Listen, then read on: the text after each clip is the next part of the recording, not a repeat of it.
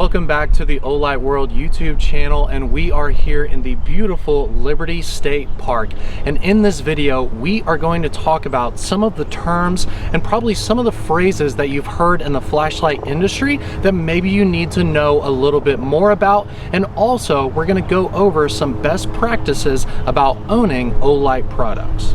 We're going to try and pack a ton of information into this video to provide more value to you. So if you don't know about this, hopefully you learn a lot. But if you already know everything we've talked about, hopefully it at least reinforces the information that you already know. But before we get into all of that information, because this is this week's video, we are going to give a light away. We're going to give away an M2R Pro. It's super easy to enter, so all you guys need to do is subscribe to this channel, like this video, and in the comments below, let us know your favorite way to carry your EDC light. Whether it's a backpack, a holster, clipped to your belt, or just in your pocket, let us know in the comments.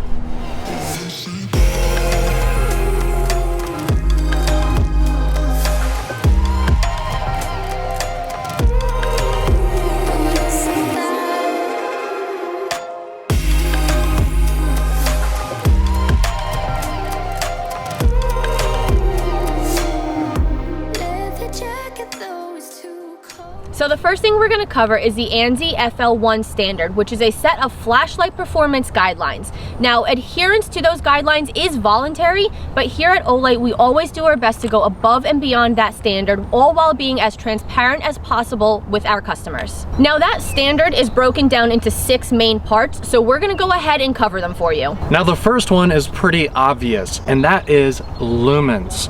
Now, even people who don't know anything about flashlights knows that more lumens equals a brighter flashlight. So what we actually did here at Olight is we purchased, honestly, the nicest integrating sphere that we possibly could. Now, this is the most accurate way that you can test the illumination performance of a flashlight product. So when you guys are looking at the lumens of Olight's specifically, it is extraordinarily accurate. And even people on the forums, third-party people who have nothing to do with Olight, when they test our products, they know that our lumen count that we say is accurate. Now, the reason why this is a big deal and something that we knew we had to do is because there are countless flashlights all over the internet. You've probably seen tons of ads for them where they say, oh, this tiny flashlight is 1,000,000 lumens and things like that. That is completely false, and they probably didn't even test it. They're just using these numbers for marketing. But just know that when you purchase an Olight product, we actually have a lot of integrity, and we fully test our products to the most accurate way that we possibly can.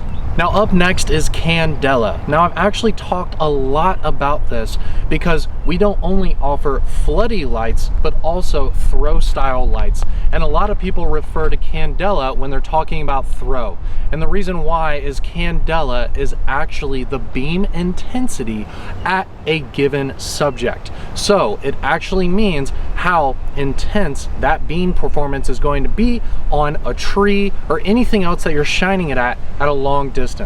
Now, I actually have made a video on this, but just to give you an overview, Candela does not mean high lumens. Honestly, the lights that have the highest Candela actually have pretty low lumens. And that is because in order to get a really long high beam intensity, you actually want a smaller LED that's more precise to give you that smaller hotspot so the light isn't dispersed and it actually basically is a laser beam when it hits that subject that's far away. Also, you want a smooth reflector and as deep of a reflector as possible to be able to bounce the light and project that light forward. So when you're in the market for a thrower, you're probably going to see that the thrower lights, the lights with the longest beam distances, actually don't have that high of lumens. The floodier lights with the bigger LEDs, when there's multiple LEDs added together, that's when you're going to see those huge lumen counts like the 25,000 lumen X9R, which has an array of larger LEDs with smaller reflectors. Now we do have various equipment at our factory in order to test this on our prototypes and the final products. So again, this is something that we test with extreme accuracy before you get your lights. Now the next category is beam distance, which coincides directly with candela, because again, the higher the candela, the clearer you're going to be able to see a farther out subject. Now, if you're a flashlight connoisseur, you probably care more about that candela rating versus the actual beam distance that we list. But for people who are new to the flashlight industry, or if they don't fully understand candela ratings, we do list the meters of the distance on all of our flashlights on our website. So you can check out the candela, and you can also check out the beam distance as meters. Just keep in mind, obviously, a flashlight that has high candela is going to have a long meter distance as well. Now next up we have the run time, which we measure by how long it takes the flashlight's performance to drop below 10%. Obviously, run times are a really big deal when you're looking at high lumen LED flashlights. So again, it's something that we test extensively and a ton of times with all of our prototypes and the finished products. So again, the information that we're providing you for all of our products is accurate and true. Next up, we have the Ipx ratings. Now, if you check out the information on Olight World, you're gonna see 3 ratings: IPX4, IPX7, and IPX8. IPX4 means it's water resistant or splash resistant from all angles.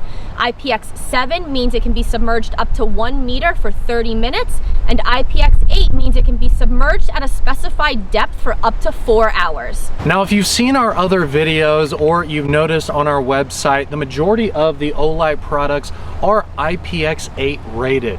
So that means that honestly, they're just legitimately waterproof. Now, they're not diving lights. Please don't take these out into the ocean, but they can easily get wet, they can easily go underwater, and they're gonna be just fine. And we actually do a ton of torture tests on these lights, and typically how we start the torture test is we actually will freeze the lights in a solid block of ice and leave them there for over 24 hours, and they're still fine. So yes, they're IPX8, but honestly, I think they're even better than that. And finally, we have the drop test rating. Now, like Sean mentioned before, we torture test almost all of our lights. You're gonna see us throw it up in the air and it comes crashing to the pavement, throw it against a wall, drag it behind a scooter, drag it behind a truck.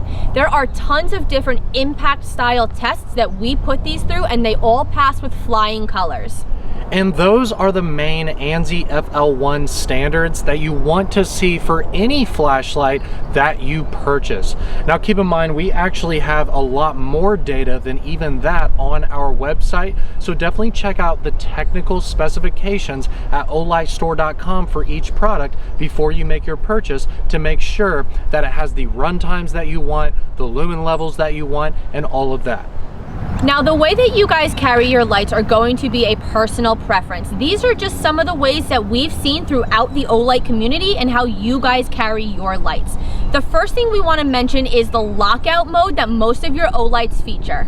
Now, on pretty much all of the Olights that actually have a lockout mode, the way that you're going to do that is you're simply just going to hold down the switch for around 3 seconds. You're going to enter a moonlight setting, and then that moonlight setting is actually going to turn off.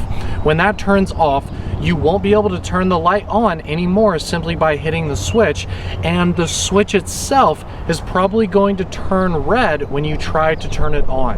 That means that it's actually in lockout mode.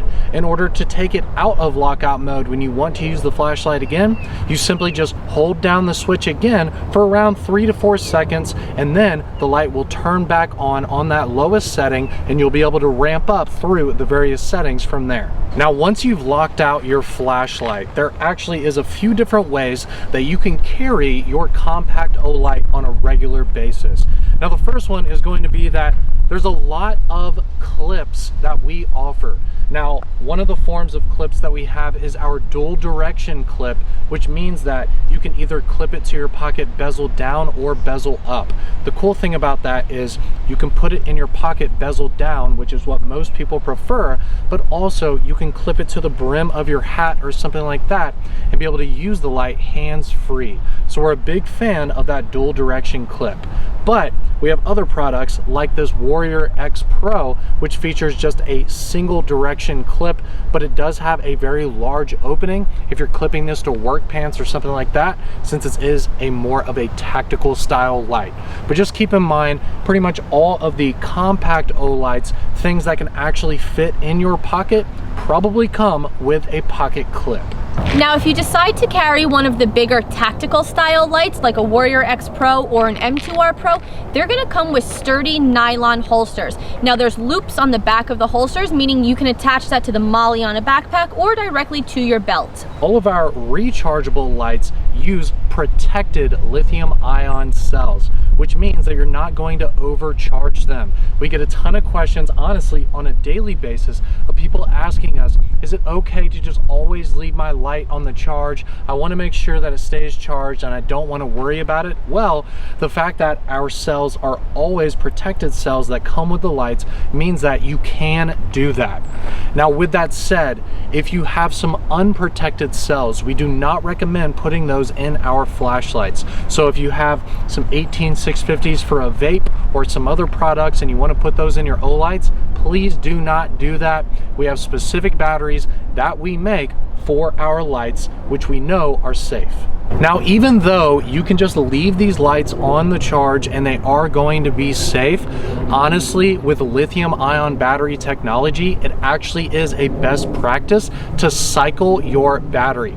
Now, in order to get the most life possible out of your lithium-ion batteries, you actually want to stay in the range of 80% down to 30% and keep going back and forth in that range, meaning that you don't want the battery to die and you don't want to completely charge it, so that way you're cycling it appropriately. Now, even though staying between that 80% and 30% is a best practice to get the most life out of a lithium-ion cell, you don't have to do that. Like I said earlier, you can just keep it charged at 100% if it is a protected cell, which they are, and that way you always know that you're going to reach that turbo mode and you're going to have the best performance at the higher settings. Now, these batteries are removable, you can take them out, so I mean, you really don't need to worry about it and freak out about making sure that your battery lasts as long as possible, but I'm simply just stating this information to you so that you know. Now, another thing to mention is, ladies, if you're like me and carry a purse on a daily basis, I always make sure to put my flashlight in its own separate internal pocket. That just helps to keep dirt and debris out of tail switches, something like the Warrior Mini, so that way you know that it's going to function properly when you take it back out of that bag. And guys, that goes for you as well if you're carrying a backpack, a pouch, anything like that. Now, another thing to mention is, and something that a lot of people actually ask about, is greasing up the threads of your tail cap. Now, there actually is some O-rings in the threads right here, and that's how we get those awesome waterproof ratings, and that keeps the water out of the battery compartment. But in order to make sure that you don't have to replace that O-ring and have to deal with some messed up threads, you want to go ahead and grab some silicone grease and go ahead and rub it on those threads every once in a while to make sure that it doesn't get too dry and you don't end up ripping the O-rings and compromising your waterproof rating. Now, the next tip is for the collectors out there. Those are the people who have a huge collection of flashlights that maybe you don't use on a regular basis. For you guys, we definitely recommend to remove the batteries from the flashlights if you know you're not going to use it for a while. There's no reason to have a lithium-ion cell sitting in a flashlight if you're not going to use it for 6 months to a year. So go ahead and pull those cells out of the flashlights that you have sitting on your shelf, or just simply that are a part of your collection that are not usually used. Now, one final tip we want to give you guys is, if you're the kind of person to leave your lights in the car just so they're handy whenever you're traveling, be aware of the drastic temperatures that you may get in that vehicle, whether it's super hot or super cold. Now look, I've left a bunch of flashlights in my car in the middle of summer in the Atlanta heat. So it's not like something terrible is going to happen if you leave your lights in the car and the temperatures are extreme. But in order to get the best longevity for your lithium-ion batteries and things like that, we highly suggest to not reach those extreme temperatures with your flashlights. Now again, these were just some ideas that we've seen throughout the Olight community. If you found these helpful or even want to add some of your own, head over to Facebook and find the official Olight flashlight Facebook group and share yours with the Olight community today. We hope this video provided you guys some valuable information and maybe you even learned a thing or two along the way. We also have a blog post on our main worldwide website, which is olightworld.com, and I have a link for that article down below if you want to read some of this information and learn even more. But before you guys leave this video and head over to the websites, don't forget to enter the M2R Pro giveaway for this video. All you need to do to enter is subscribe to this channel, like this video, and in the comments below, let us know your favorite way to carry your EDC lights. Again, whether it's a backpack, a holster, a pocket, any way you choose, let us know. We hope that you guys enjoyed this week's video here on the Olight World YouTube channel, and we really appreciate all of your support for subscribing to this channel and purchasing our products. We do have a link for a lot of this information at our Olight World website in the description of this video. We also have a link for our e-commerce website if you would like to purchase any of our products as well. Thanks a lot for watching this, and we'll see you guys next week.